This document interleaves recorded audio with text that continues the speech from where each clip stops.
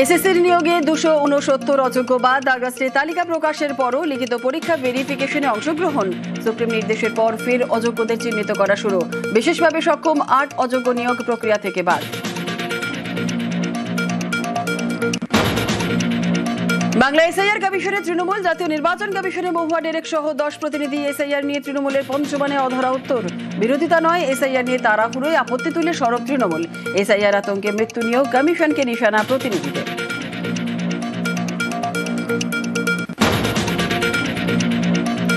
কমিশনকে এসআইআর আক্রমণ তৃণমূলের। পাল্টা জবাব কমিশনে। তৃণমূল প্রতিনিধিদের সব প্রশ্নের জবাব দেওয়ার দাবি। খসড়া তালিকা প্রকাশের আগে বিএলওদের প্রভাবিত না করার বার্তা।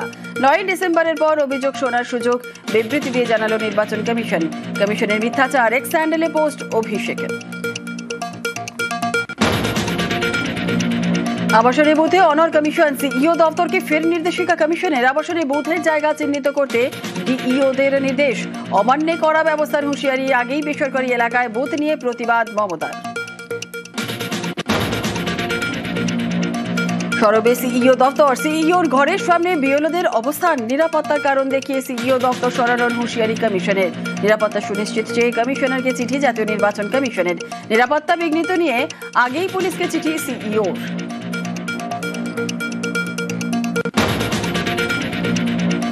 SIR প্যাচে BJP. কমিশনের নাম বাদের তথ্যে অখুশি শুভেন্দু। বাদের সংখ্যা অত্যন্ত অল্প বলে বিস্ফোরক বিরোধী দলনেতা। মুখ্য সচিবের বিরুদ্ধে ডিইওদের ফোন করে নাম ঢোকানোর অভিযোগ বিরোধী দলনেতার। এসআইআর সরজমিনে জ্ঞানেশ কুমারকে রাজ্যে আসতে চাপ শ্রমিকের। সংসদে শীত অধিবেশনে এসআইআর উত্তাপ। সোমবার থেকে সেশন আর 2 কক্ষেই সুর চড়াবে তৃণমূল।